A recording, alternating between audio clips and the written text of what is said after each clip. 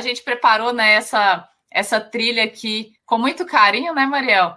E a ideia é justamente a gente fechar, batendo um papo bem inspirador, né? Que você traga sua história, Vinícius, e inspire aí. A gente tem o pessoal assistindo, a gente tem gente de tecnologia, né? Tem gente em começo de carreira, pessoas que estão já pensando em transição de carreira, talvez, né? Então a gente teve bastante participação. Vou pedir para quem está assistindo continuar participando, né? Então perguntaram bastante durante as palestras das meninas, durante a palestra da GUP também. Então, fiquem à vontade aí também para mandar dúvidas e feedbacks para a gente.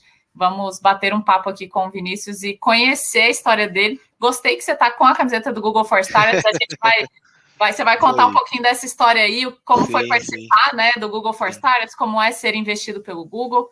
Então, acho que para a gente começar, até começando aqui no horário, né, conta um pouquinho aí do seu background, né, da sua história, como que se apresenta aí para a galera, para todo mundo entender quem é o Vinícius, né, e a gente dar o pontapé inicial aí ao nosso bate-papo. Bacana, primeiro eu queria dar boa tarde a todos, boa tarde aí pessoal, queria agradecer também, Vanessa, a oportunidade de estar aqui compartilhando um pouco da minha história, da minha trajetória enquanto empreendedor também, é muito gratificante poder estar aqui junto com vocês e quem sabe aí no finalzinho, se a gente inspirar uma pessoa, cara, eu acho que a gente cumpriu a nossa missão aqui. Muito obrigado aí pela oportunidade. Agora, respondendo a sua pergunta, né, Vanessa? Cara, eu tenho 33 anos de idade, né? Eu comecei a empreender com 19 e entrei na faculdade, né? Na Universidade Federal daqui de Minas, no IFTM, com 17 anos. Cara, e quando eu comecei na área de tecnologia, eu era marceneiro. E aí o que acabou acontecendo? Eu saí do ensino médio, sempre tinha estudado em escola pública, e aí falaram que informática, área de tecnologia é o que dava dinheiro. E eu falei, cara, então tá, vou fazer. Passei no vestibular em 11º lugar, caí de paraquedas. E aí, no início, né, até os professores perguntavam, todo mundo estava no começo da internet banda larga aqui na minha cidade e tal, e aí, todo mundo já tem computador em casa, já acessa a internet, eu era o único que levantava a mão, falava, eu nunca liguei um computador na minha vida. E, cara, mas quando eu comecei, eu me apaixonei. Eu tive bastante facilidade, gostei muito, e aí eu pedi demissão logo do primeiro para o segundo período, eu pedi demissão da marcenaria e fui fazer um all-in. Fui fazer um estágio não remunerado numa usina de álcool de cana-de-açúcar aqui na minha região. Cara, imagina só, eu venho de uma família bastante humilde, enfim, né? Então trabalho desde muito cedo. Eu entrei na marcenaria com 11 para 12 anos de idade, tive minha carteira assinada com 14 anos. E deixar tudo isso para trás e empreender nisso e acreditar, né, em mim foi uma decisão muito arriscada, mas que muito acertada. Eu acabei ficando 1 ano no estágio, não fui contratado e não quis renovar o contrato de estágio também. E aí foi quando eu fiz uma outra virada de novo. Fui para outra empresa, no outro dia eu já estava em outra empresa de tecnologia também aqui na cidade. Fiquei lá mais 1 ano e eu vi que, cara, não era aquilo que eu queria, não era o alinhamento de valores e propósitos que eu tinha para minha vida. Pedi demissão de novo. Pedi demissão de novo e falei, cara, agora eu vou abrir a minha própria empresa, com 19 anos. E foi assim que eu comecei empreendendo aí na área de tecnologia, né? Então, de lá para cá já são quase 15 anos, né? Desenvolvendo software, tecnologia, liderando projetos de implementação de arquitetura para e-commerce, websites, softwares de gestão, né? E foi assim que eu comecei aí na área de tecnologia. Foi assim meu onboard, né? Minha aterrissagem aí na tecnologia. Foi um dos meus all-in aí na minha vida. Arrasou, que coragem, né? E acho que esse espírito empreendedor te acompanhou. Saiu da marcenaria para, como você diz, o all-in, né? Deu all-in para o estágio, depois para a universidade, para outra empresa, pediu demissão, já entrou em outra empresa. Que coragem. Me conta como nessa trajetória aí foi tudo, parece fácil assim, né? A gente conta, daí eu saí, daí foi fácil. como quais foram as dificuldades, as maiores dificuldades, ou os desafios que você passou aí na carreira, mesmo antes de empreender, depois também com 19 anos que você foi para essa área do empreendedorismo, foi abrir uma empresa, enfim, quais foram os maiores desafios assim que você enfrentou nessa carreira aí? Olha, o maior desafio que eu tive foi, eu acho que durante o estágio, por exemplo, eu fui concorrer ao estágio durante 3 meses com mais outros 4 estagiários. E eu era, entre os 5, o que estava mais no início do curso e o que tinha nenhuma experiência, absolutamente nenhuma experiência. E ao final desses 3 meses, iriam ficar apenas um dos 5 estagiários. Cara, e eu não tinha plano B. Eu falava, cara, vai ser eu, porque eu não tinha outra opção. Né? Então eu até gosto de falar, cara, que I don't have plan B. A gente não pode ter plano B. Quando a gente tem plano B, a gente não é genuinamente all-in no plano A, naquilo que realmente a gente quer, que queimava em mim, né? Que foi quando eu conheci a área da tecnologia, né? E aí, ao final desse período, eu fui escolhido, eu fui selecionado. Então, eu fui o que mais te acelerou naquele processo, o que mais estava com fome, com sede de ficar lá, e porque eu não tinha outra opção. Né? Então, eu não tinha feito reserva de emergência, não tinha dinheiro, fui com a cara e com a coragem, nem sabia o que era isso naquela época, né? Então, não tinha outra opção. Então, eu tinha que querer muito, né? E acabou sendo muito difícil naquele período. Porque, cara, imagina a pressão que eu me submeti. Né? E não sabia tecnicamente absolutamente nada. Então, eu guardo até hoje, cara, eu anotava tudo. Uma das coisas fundamentais que me ajudou a acelerar o meu desenvolvimento tudo para mim era aula. Eu era aprendiz realmente o tempo todo. Mesmo quando talvez era um dos estagiários que a gente estava trocando ideia, eu estava anotando. Então, minha agenda, que eu anotava tudo naquela época, cara, ela foi surrada pra caramba, entendeu? Aquelas agendas que só a gente entende, né? Aquelas anotações que só a gente entende.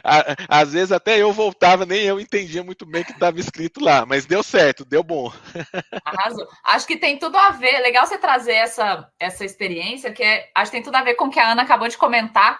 Ela até parabenizou todo mundo que está aqui assistindo o evento, que está aqui fazendo perguntas, né, e participando, porque já é a atitude, né, a vontade de aprender, a atitude de estar se desafiando, seja alguém que não ser, por exemplo, veio para o TDC, não é da área de tecnologia, veio participar para conhecer, ou quer fazer uma transição de carreira, ou entender, ou fazer network, enfim. Acho que só a atitude, né, de já estar aqui, pela curiosidade, como você comentou, de anotar tudo é aula, tudo é aprendizado, acho que vem bem de encontro com o que a gente discutiu aqui durante as palestras aqui na trilha. O que você, assim, nesses desafios, o que te inspirou, ou o que te deu forças, assim, para passar esses desafios, para evoluir, para aprender? Você tem alguma coisa, alguma pessoa, alguma inspiração, um modelo, enfim, o que te levou aí ao next step que a gente fala, né? Olha, assim, eu fui criado pela minha avó e pela minha mãe. Eu não tive a participação do meu pai. Na verdade, eu fui conhecer meu pai, eu tinha cerca de 5 para 6 anos de idade, entendeu? E mesmo depois disso, ele não foi presente. Então, eu não tinha, por exemplo, uma figura do arquétipo masculino na minha vida. Mas eu tinha que me ancorar e modelar alguém para poder me inspirar. Porque a gente, quando criança, por exemplo, a gente não aprende de escutar alguém falar. A gente aprende muito mais pelo exemplo, de ver alguém fazer alguma coisa, né? E a gente acaba repetindo, né? Igual um bebê, né? Você vê um bebê dando risada, ele não tá dando risada porque tá achando graça, ele tá dando risada porque tá vendo você também dar risada. E eu modelei muito a minha avó. Minha avó perdeu o marido dela, meu avô, que eu nem cheguei a conhecer muito cedo, e também não teve opção que não fosse sair do interior e vir para Uberaba, que era menos interior um pouquinho, né? Cara, e veio. Minha avó, por exemplo, ela veio para vender pamonha quando ela veio para Uberaba, depois ela foi lavar ela foi lavar e passar roupa em casa de família. Então eu era bebezinho, com 30 dias que eu tinha nascido, minha mãe foi trabalhar fora e eu ia para o serviço com a minha avó. Então, minha avó sempre foi muito dedicada, ela sempre abdicou muito dela mesma, sabe? E sempre empreendeu com o objetivo de me sustentar, de ajudar minha mãe. Então, eu sempre modelei muito ela. Então, depois ela fazia quitanda para fora, rosca, bolo, essas coisas, entendeu? Chup-chup. E aí, com 8 anos de idade, eu já vendia chup-chup e sorvete no campo de futebol. Né? Mas eu conto isso, que eu acho que isso foi fundamental para mim chegar, estar aqui com vocês contando isso agora, né? Então, hoje, se alguém vê fazendo isso hoje, cara, às vezes chama até a polícia, acha até que é um crime. Então, eu acho que todas as coisas cooperam que acontecem na nossa vida, cooperam para o nosso bem. Vai depender muito do que a gente faz com o que a vida faz com a gente. Então, a gente não é o que a vida faz com a gente, né? Mas sim o que a gente faz com o que a vida faz com a gente, né? Então, eu acho que eu modelei muito isso na minha avó. Então, foi uma figura que é muito empreendedora, muito resiliente, né? E que eu acabei trazendo essa modelagem dela para a minha vida, para minhas características enquanto empreendedor, de estar aqui. Então, quando eu falei, cara, eu larguei tudo e fui para a área de tecnologia, cara, era muito difícil, imagina, mas eu me via na zona de conforto. Né? Eu me via ali, cara, eu tinha 17 anos, ganhava relativamente bem, mas eu nunca aceitei ser condicionado pelo ambiente que eu vivi, que era de escassez, era de muita dificuldade, entendeu? E eu sempre coloquei a minha régua muito para cima, e eu vi ali a oportunidade de eu realmente fazer uma virada de chave, e ter uma mudança de mindset e de rota na minha vida. Então eu modelei muito a minha avó para poder fazer isso e ter esse apetite ao risco, né? Com certeza. E olha, você até já introduziu a resposta da pergunta que eu ia fazer, que é exatamente essa dica, né? Ou dicas, enfim, para quem está começando, acho que o pessoal que está assistindo a gente tem gente que está no momento de transição de carreira, né? A gente viu algumas perguntas em relação a isso nas palestras anteriores, ou está procurando estágio, ou tá procurando emprego mesmo, né? Na área de tecnologia ou não. Pensando principalmente nessa área de tech, como a Ana acabou de comentar, né? A profissão do hype, a profissão que está aí faltando, né? 250 mil pessoas, né? No mercado, exato, o mercado está cobrando. Acho que a pandemia acelerou ainda mais essa necessidade, essa demanda, né? Por profissionais de tecnologia. Então, acho que a gente está no lugar que tem aqui reunido, né? O pessoal da tecnologia, diretamente ou não, né? Seja quem está querendo entrar na área de tecnologia ou quem já está e está procurando uma outra oportunidade, enfim. Quais seriam as dicas, assim, ou tipo um top 3 ou um top 5 aí de o que as pessoas, o que você indicaria, né, de estudo ou se especializar ou não? A gente teve essa discussão também, certificar, acho que contando sua história um pouquinho também, mas quais seriam os caminhos, assim, que você acha que seriam facilitadores, né, ou que poderiam ajudar quem está aí querendo entrar na tecnologia ou já está e está querendo fazer uma transição aí ou buscar uma nova oportunidade? Sim, assim, o que você comentou, né, Vanessa? Eu acho que é indiscutível o que a gente vive hoje no mercado de mão de obra capacitada no Brasil para qualquer área. E tem um agravante para a área de tecnologia. Né? Então, a gente vê que as empresas buscam sempre aumentar a produtividade, reduzir custos, e isso está naturalmente ligado a soluções baseadas em tecnologia. Né? Mas o que eu posso falar? Hoje, eu estou aqui na EasyJur, a EasyJur é uma Legal Tech, e tem 60 pessoas no time, a gente tem vaga aberta, então tem vaga para dev também aqui, né? E tem vaga para várias outras áreas. Mas eu tenho mentorado, tem sido mentorado também, né, em alguns programas e tal, e conversado muito com outros empreendedores, com outras pessoas também da área de tecnologia, CTO e tal, né? E muito do que se fala, né, é que se vive uma bolha na contratação. E a gente vê, às vezes, um mercado, de uma certa forma, às vezes você vê um dev, cara, ele sai da empresa, do lugar onde que ele está, daquilo que ele está fazendo, por conta de 100, 200, 300, 500 reais, sabe? E falando por mim mesmo, cara, hoje eu estou aqui na EasyJur, um negócio de muito sucesso, a gente tem crescido muito, mas nem sempre foi assim. Então, no início, quando eu abri minha primeira empresa, 2 anos depois eu quebrei, sabe? Fui, me capacitei, fiz Empretec e tal, e busquei outras skills de gestão, de relacionamento interpessoal, mais comportamentais, não só técnico. Porque eu no técnico, eu sabia o que era necessário, eu sabia muito bem o trabalho tecnicamente em si. Então fui buscar outras skills, técnicas de gestão, mas também, sobretudo, comportamentais. Depois disso, consegui crescer de novo, dar a volta por cima e tal. E aí acabou que eu quebrei de novo. Eu abri um outro negócio, até fora da área da tecnologia, mas eu atuei na base de tecnologia, de sistemas dentro desse negócio, e eu escolhi a pessoa errada na hora de fazer a sociedade. Né? Então, dito isso, a gente trazendo essa experiência que eu tive para hoje, essa realidade que a gente vê um mercado tão competitivo, entendeu? Cara, por que eu quebrei as outras duas vezes? Porque o meu objetivo era dinheiro. Para mim, a concepção de sucesso era ser rico, ter muito dinheiro, entendeu?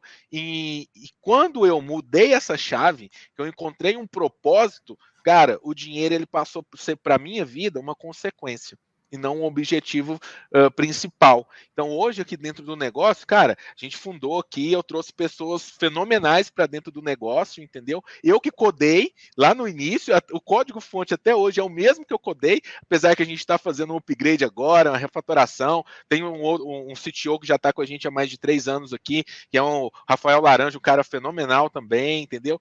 Mas que está engajado com um propósito, entendeu? Então, quando eu encontrei o meu propósito, o dinheiro passou a ser uma consequência. Então, hoje eu tenho a Exijur é muito valiosa, mas não é o objetivo principal. Então, quando para esses profissionais que estão começando ou querem começar, a gente vê aí que, cara, procure um lugar que toque no seu coração queima com a missão, com o propósito daquela empresa, daquele lugar, daquelas pessoas que têm um sonho e compartilhe a tua vida com ela, porque eu acho que acima de tudo, cara, é compartilhar a nossa vida. Às vezes a gente passa mais tempo com as pessoas no trabalho do que com a nossa própria família, com o marido, esposa, né? E é o que eu falo aqui na Exijur. Aqui a gente desenvolve software, soluções, mas a gente não vende software. Cara, a gente vende justiça. A gente acessa a sociedade, as pessoas, a justiça. E a forma que a gente escolheu fazer isso é desenvolvendo tecnologia, inteligência artificial para o operador do direito, para o advogado ter uma vida mais fácil, mais simples, sem tanta burocracia e atividade repetitiva manual. Né? De dar o lugar para a tecnologia, pode ajudar ele a isso. Mas no final do dia, o que a gente está vendendo? A gente está vendendo justiça. A gente está acessando mais pessoas a um mundo mais justo, a uma sociedade, a um Brasil muito mais justo, entendeu? Então, tem um propósito. Procure um lugar que realmente você vai colocar a tua vida naquilo dali, entendeu? Que tem um propósito, que quando vier alguém só por conta de dinheiro, cara, você não vai se vender o seu propósito por conta de 100, 500 reais a mais. Com certeza. A gente teve também o relato, né, da Bianca, da Bianca e do Rafael também contando por que eles escolheram trabalhar numa startup, né? Contaram toda a trajetória deles, então, sim. E eles falaram bastante dessa questão do propósito, da missão. Parece algo, eu sempre brinco que não é redundante, mas é algo que a gente sempre escuta, né? Propósito é uma buzzword, é mindset, né?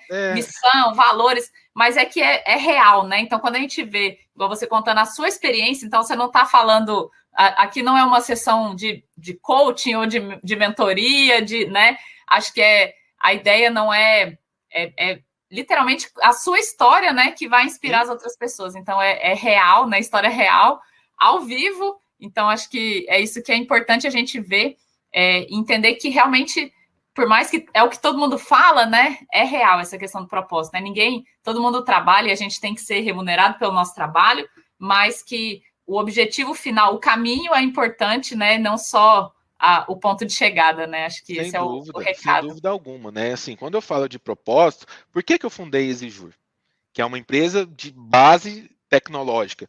Cara, a casa que eu morava, imagina, o sonho da minha família, o principal sonho da minha família, cara, era comprar a casa própria, e a gente conquistou esse sonho. E aí o que aconteceu? A gente viu esse sonho ser tirado de nós. A casa que a minha família morava, que a gente comprou, foi vendida para várias outras pessoas diferentes pela incorporadora. Inevitavelmente, isso foi parar na justiça.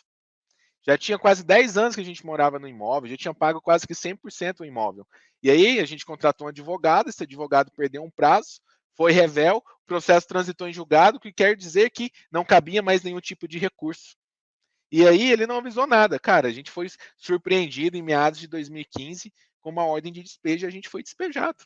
E a gente viu aquele sonho que a gente tinha conquistado, minha avó principalmente, né? Minha avó tinha acabado de falecer, minha avó faleceu em 2014 com um câncer muito rápido, e em 2015 a gente viu, logo depois de tudo isso que a gente tinha passado, aquele sonho que a gente tinha conquistado juntos ser tirado de nós, entendeu? Então, o meu propósito é fazer com que outras pessoas não passem por aquilo que eu passei. E eu me deparei com um cenário que isso não era incomum, isso acontecia muito.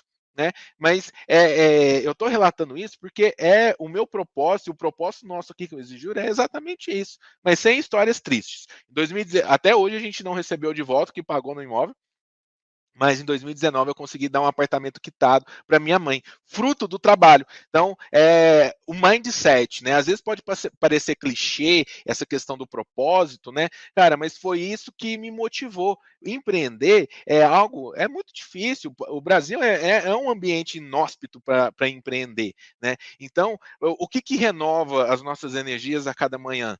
É o propósito. É isso que renova as nossas energias para superar os desafios do dia a dia, que são muito difíceis, né? Então, de ter essa inteligência emocional e ter um propósito muito forte de renovar as energias, de superar os obstáculos a cada dia, entendeu? Então, acho que, apesar de parecer um pouco clichê, cara, viver isso é inexplicável, é impossível de explicar essa sensação para quem não vive isso. Então você tem que viver. É algo que, tipo assim, tem que te tocar, entendeu? Você tem que estar envolvido com aquilo, né? Muito legal. E legal a história da Exijur nascer de uma dificuldade, né? De um problema. Eu acho que esse é a maior qualidade do brasileiro, né? A gente tem aí, quando a gente estuda, eu era professora, né? Dava aula de empreendedorismo, e aí a gente estuda os tipos de empreendedorismo, né? As pessoas empreendem por quê? Por necessidade, por oportunidade. Eu acho que o empreendedorismo por necessidade no Brasil é muito forte, né? Então, assim, as pessoas são empreendedoras porque precisam, né, estão passando, identificam um problema ou estão vivendo esse problema, como você comentou, né? Você usou um caso, literalmente um obstáculo, né, e uma história triste para, e principalmente não só para fazer um negócio, mas principalmente para ajudar as outras pessoas, né? Então, usando o que você viveu para melhorar, né? E aí eu falo bastante que isso é inovação, né? Isso é a gente criar, o motivo da gente criar negócios, né? Então, muito legal a história da Exijur. Emendando nessa questão como você contou a história, como nasceu a Exijur, né? E ela está aí crescendo, tá, né? Foi investida pelo Google. Já conta um pouquinho dessa história e também já emendando nessa parte você trouxe uma visão muito do profissional, né? De ser contratado, de se desenvolver, mas olhando também do outro lado, agora como CEO, como líder, né? Contratar pessoas, contratar melhor, mais pessoas, né, pessoas capacitadas. A gente tem aí essa bolha, né, da área de tecnologia, como você comentou. Ser uma startup, né, por exemplo, contratar pessoas de tecnologia no mercado que está super aquecido, você acaba concorrendo diretamente com empresas grandes que talvez, como você comentou, vão roubar profissionais. Não é roubar, né, mas a pessoa vai optar por ter um salário mais atrativo ou ter condições mais atrativas. Como que é administrar, como você enxerga esse desafio de contratar melhor, escolher as pessoas certas e valorizar, né? Além dessa questão do propósito, né? Que eu acho que a discussão foi toda essa, né? A parte da tarde agora, a gente falou bastante disso, da missão, né? De ter os valores da empresa muito intrínsecos, assim. Como você vê esse desafio de contratar realmente... você enxerga como, não tem profissionais qualificados, ou talvez as pessoas estão aí com a síndrome do impostor, né, não se aplicam, ou ou tem receio de tentar uma vaga, enfim, como que você enxerga, assim, esse cenário?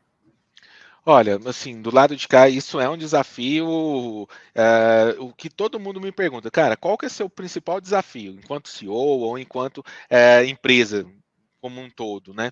Cara, é pessoas, é trazer as pessoas certas no momento certo e equilibrar o budget para isso. E a gente concorre até mesmo com o próprio Google, né? Muita gente quer trabalhar no Google, assim como muita gente quer trabalhar em várias outras empresas, nas Big Techs, né? Grandes startups ou outros que são as denominadas startups como unicórnios, que tem ali o valuation, o capital avaliado em mais de US$ 1 bilhão, por exemplo. Como é que a gente, mesmo tendo um sucesso legal, um crescimento, vai conseguir competir com esse tipo de empresa? Cara, por dinheiro a gente não consegue competir.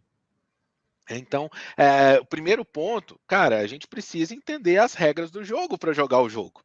Né? Uhum. Então, quando a gente estava falando de propósito, que é o mindset do empreendedor, qual que é a regra do jogo de empreender?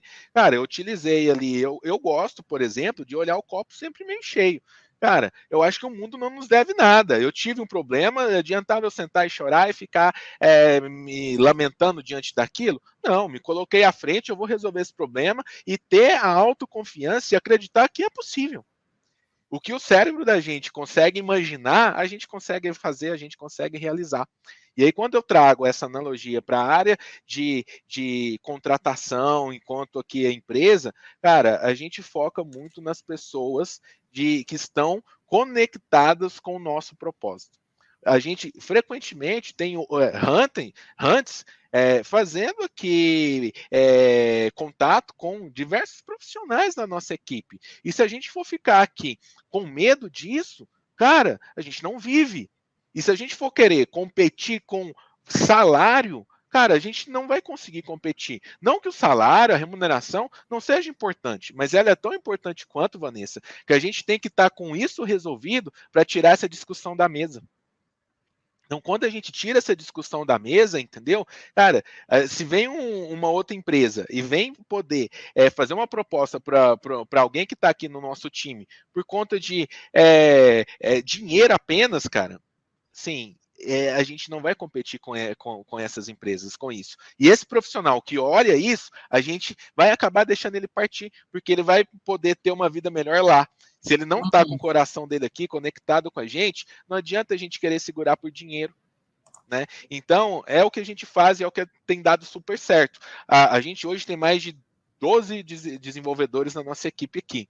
Cara, e foi muito difícil chegar nisso, mas a gente não negociou esses valores. A gente demorou mais de quase 2 anos para montar esse time, que hoje é muito robusto, muito consistente, mas a gente tem aqui um lema. Vamos demorar para contratar, mas vamos contratar quem está alinhado com os nossos princípios, com os nossos valores, que é o que a gente não negocia. Uhum. Então, assim, a gente não compete com isso e a gente foca muito nisso, em trazer pessoas que estejam com time de vida, que estejam engajadas e que acreditam no propósito do que a gente está fazendo aqui. Acho que a Vanessa travou.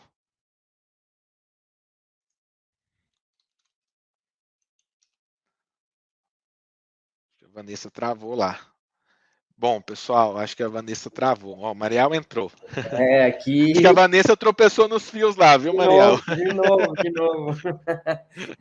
É uma questão muito difícil, né? Você competir com grandes empresas, elas têm um recurso muito maior, né? Mas aí é a causa, né? O valor. Inclusive, foi o tópico que o pessoal da EasyJur, da GUP comentou. Então, assim, questões de valores pessoais, tá?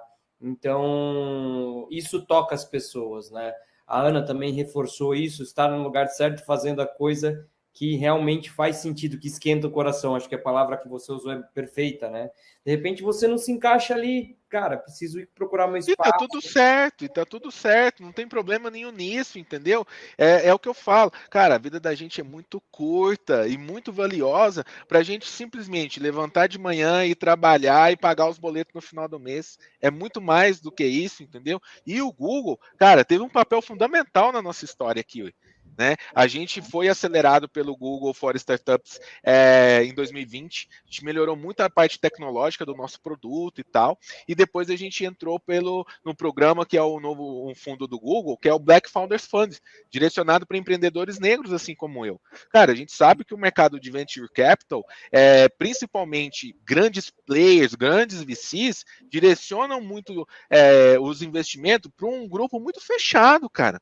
Muito fechado, que geralmente vai ser aquele cara de 30 anos, branco, que já tem uma condição de vida classe média alta, que fez Harvard ou Stanford, por exemplo, entendeu? Então o Google vem para dar voz para a gente também, que a gente também é capaz, que a gente também impacta a sociedade, gerando riqueza, prosperando também aqui e demonstrando que a gente também tem potencial.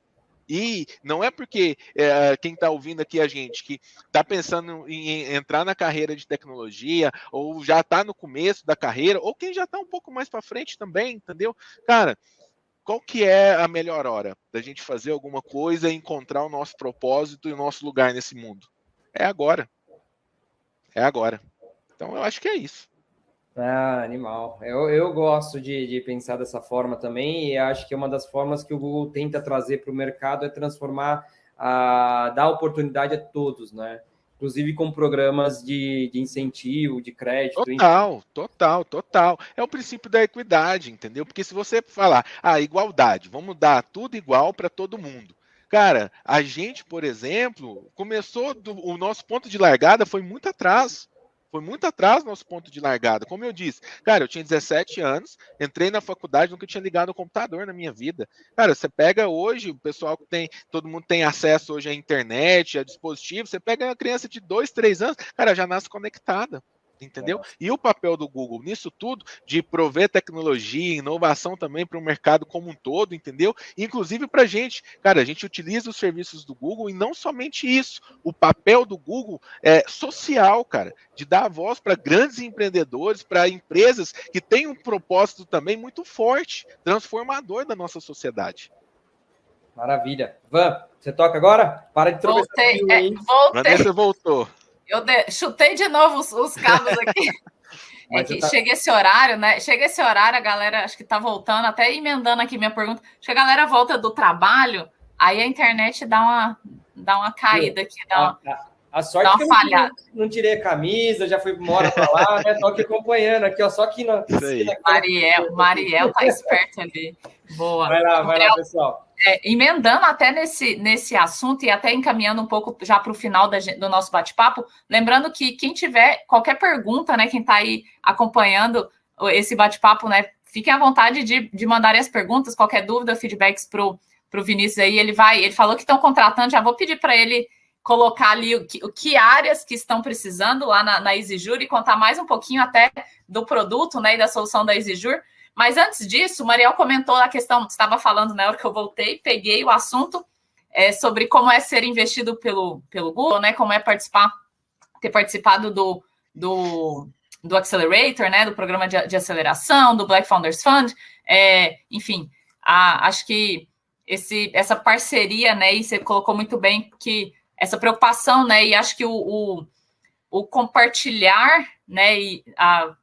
Por ser, independente de ser uma grande empresa, né, compartilhar o que foi usado para construir o Google, né, do tamanho que ele é hoje, com as outras empresas e dar esse suporte, né, e ajudar todo mundo a crescer, acho que todo mundo ganha.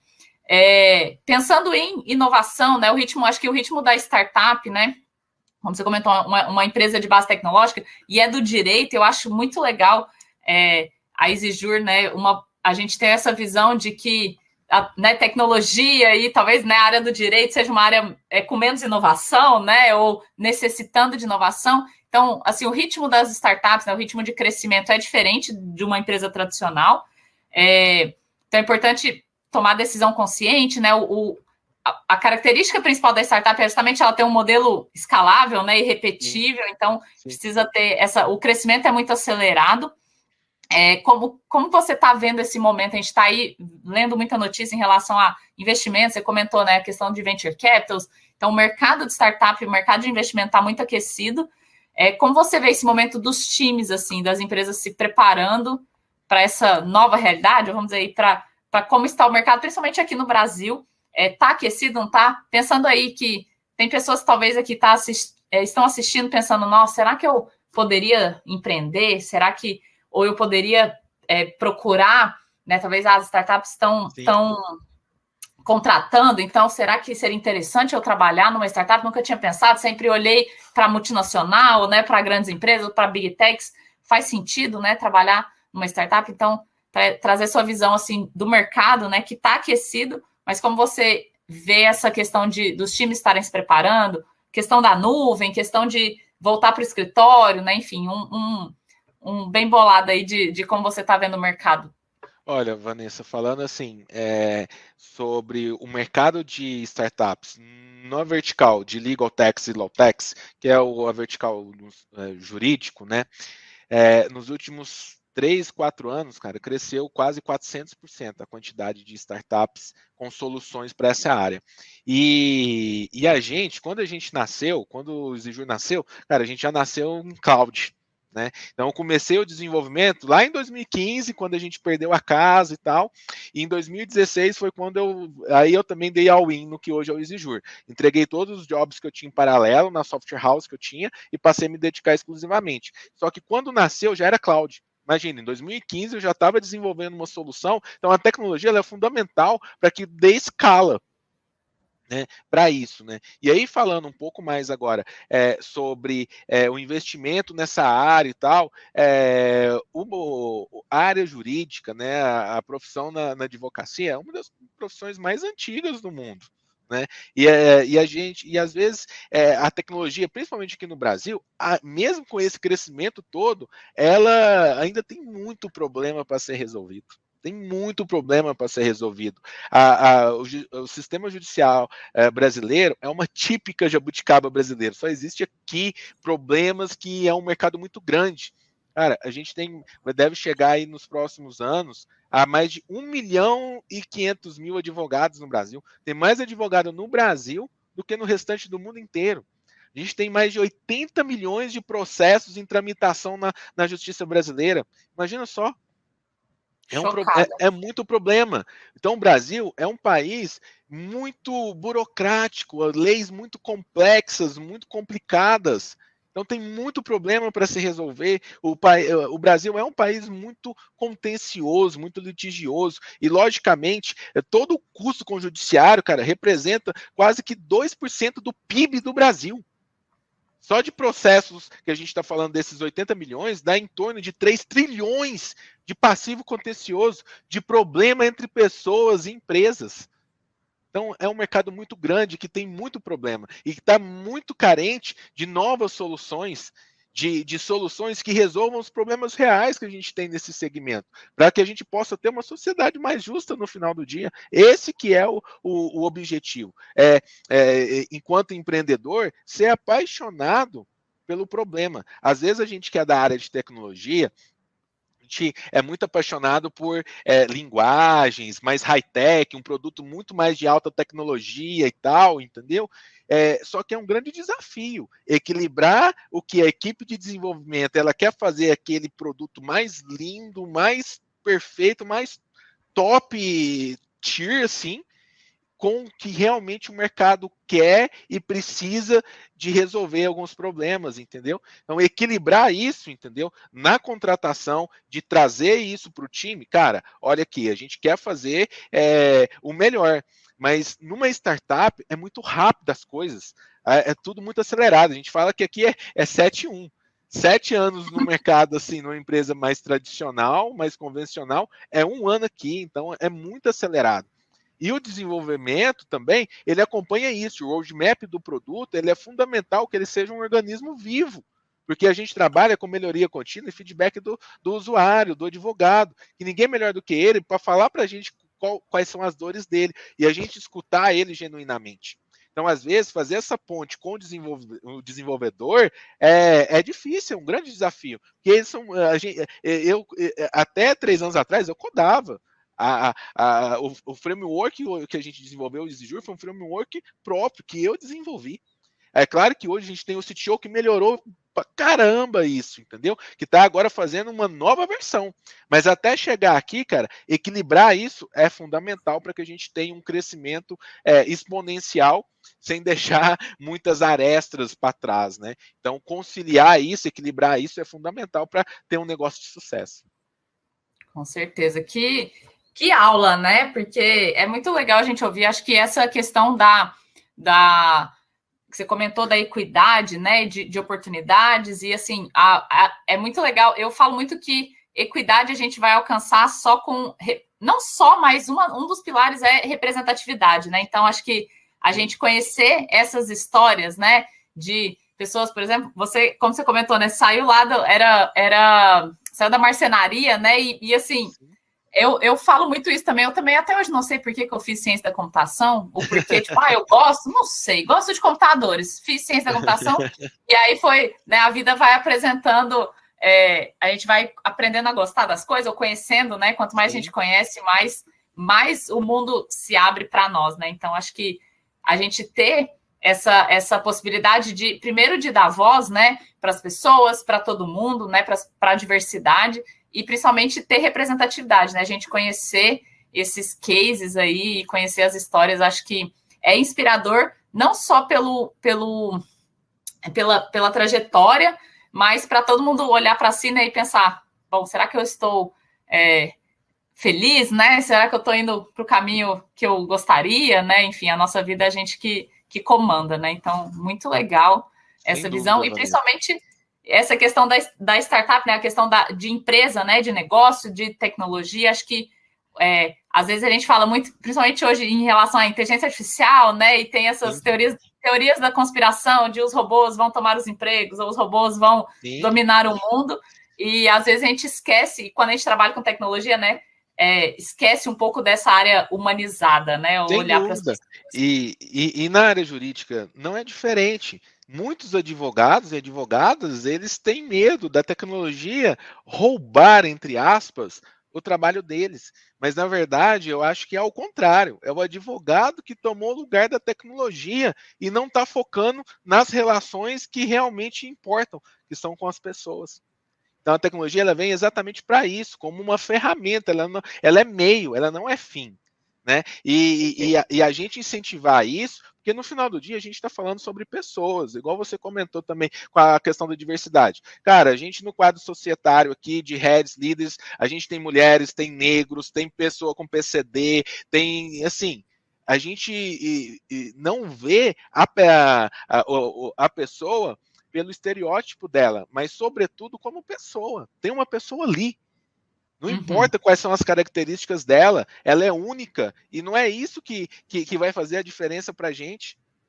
Entendeu? Então, quando a gente fomenta isso, cara, mais de 60% do nosso time é mulher, por exemplo, entendeu? Então, assim, é algo que é muito genuíno, entendeu? Que é muito válido, e dar voz para essas pessoas e promover um ambiente de divergência cognitiva que tenha, que as pessoas elas tenham segurança psicológica para ter essa divergência cognitiva. E é assim que faz o negócio crescer, é assim que a gente vai desenvolver uma solução inovadora, que a gente vai desenvolver um produto disruptivo no mercado.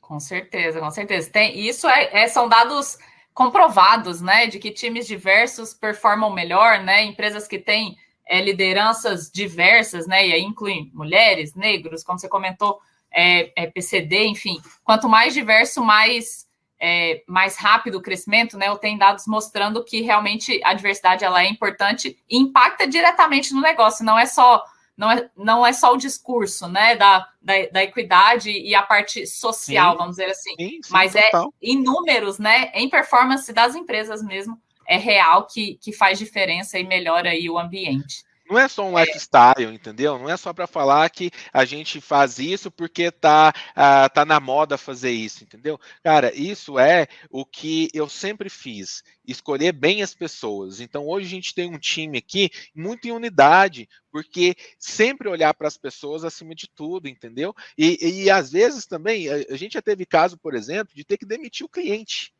Porque o cliente, cara, ele estava priorizando muito mais a transação do que a relação. E é o que a gente faz, entendeu? E às vezes a curto prazo isso pode gerar um impacto, um prejuízo, mas a longo prazo isso tem muito mais sustentabilidade, entendeu? E dá voz para essas pessoas para que elas sejam a melhor versão delas mesmas. Então você pega, às vezes, o time de tecnologia que tem predominantemente mais características introspectivas, dificuldade de relacionamento interpessoal, entendeu? E imagina, eu também era da área de tecnologia, eu também tinha dificuldade. Agora eu estou aqui conversando com vocês e trazendo essa voz, entendeu? E cada um que está aqui também pode fazer isso.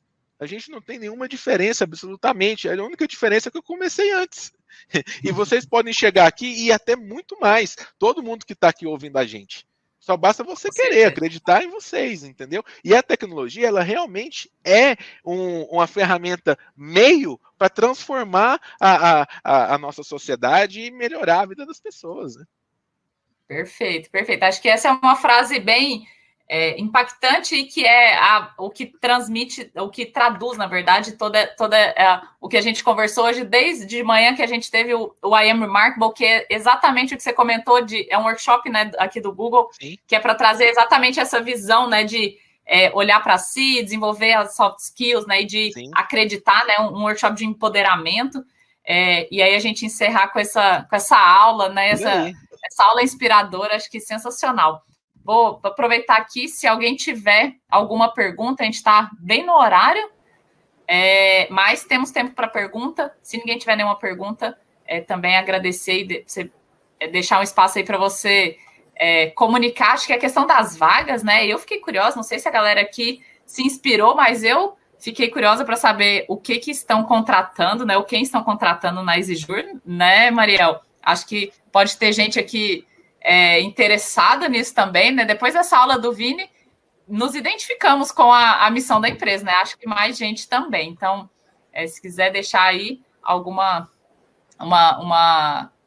mensagem final, né? Enfim. Sim, sim. Ó, eu deixei aqui os 2 arrobas aqui da Exijur e o meu também, tá?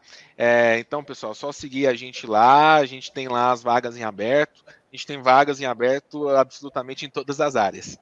Comercial, para SDR, para Closer, desenvolvimento, Data Science, PO, PMO. Maravilha. A gente tem no comercial, nem se fala, tem muitas vagas em aberto no comercial também, back-office, tá? Então, assim, a gente tem vagas em aberto em todas as áreas. Mas quem que a gente está buscando? Cara, a gente está buscando pessoas que queiram ser a melhor versão delas mesmas e que a gente possa ajudá-las com isso.